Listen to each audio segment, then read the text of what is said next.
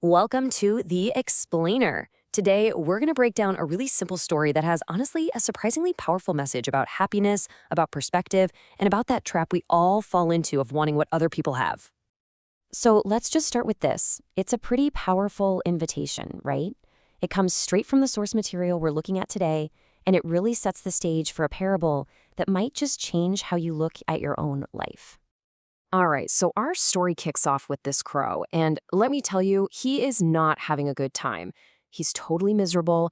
He feels like everyone hates him, people are always shooing him away, and he's gotten to the point where he honestly thinks being dead would be better than living his life. So picture this. The crow is up on a tree branch, just crying his eyes out, and his tears actually fall on a monk who's sitting right below him. And this little chance encounter, it's about to kick off a challenge that will completely change the crow's entire perspective on life. The crow looks at the beautiful swan and is just convinced that's the epitome of happiness. He begs the monk, "Please, make me a swan." And the monk says, "Okay, I'll do it. But on one condition. You have to go find a swan first and just ask it a simple question. Are you happy?" And just like that, the crow's journey begins. He flies off 100% certain that true happiness is found by being someone or, something else. He's officially on a quest to find the happiest bird in the entire world. First stop, a swan swimming in a pond. And you can just hear the awe in the crow's voice, can't you? He's projecting all his own dreams of what beauty and happiness look like onto this bird. To him, those pure white feathers are just absolute perfection. But, and this is a big but, what the crow thinks and what's actually going on are two totally different things. The swan's answer is a total shocker. It basically says, "Happy? No way! I'm not happy. I don't have any colors." The very thing the crow admired, the swan sees as its biggest flaw. And the swan thinks the real happy bird is the parrot. So the crow flies off to find the parrot. You starting to see a pattern here? He uses almost the exact same line, totally sure that this time he's found the pinnacle of happiness in the parrot's amazing, vibrant colors.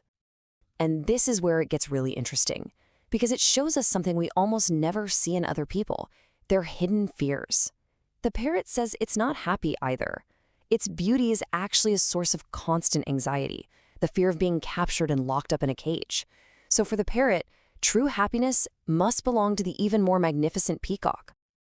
All right, this brings us to the climax of the whole journey.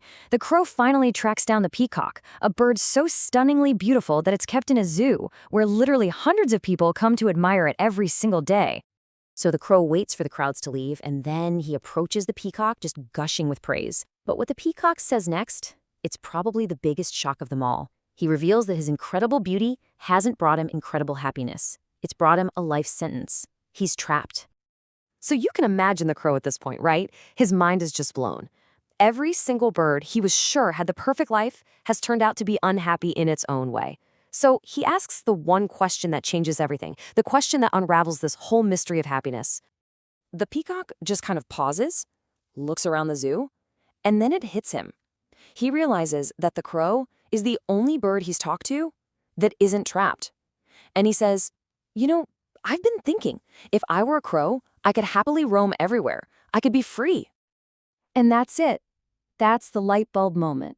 The crow flies back to the monk, but this time, he's a completely different bird. He's genuinely happy, for the first time, just to be a crow.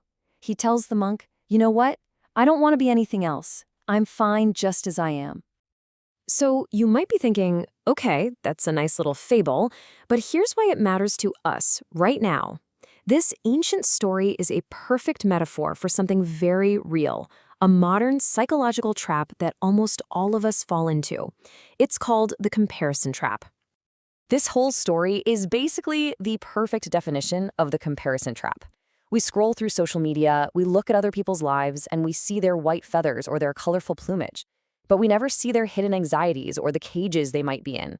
It's a game you just can't win. So what's the big takeaway here? What did the crow learn that we can actually use? Well, he figured out that comparing himself to anyone was a guaranteed way to be the saddest bird in the world, because there's always going to be someone with more and someone with less. He found out that the real key to happiness wasn't getting something new. It was being satisfied with what he already had the whole time. In his case, freedom. It's all about seeing the value in your own life, not just in the highlight reel of someone else's. So I want to leave you with this one question to think about. When you escape the comparison trap, it's not just that you become happier with who you are. It's that, like the crow, you become free. Free to actually appreciate your own life. And free to finally discover who you can truly be.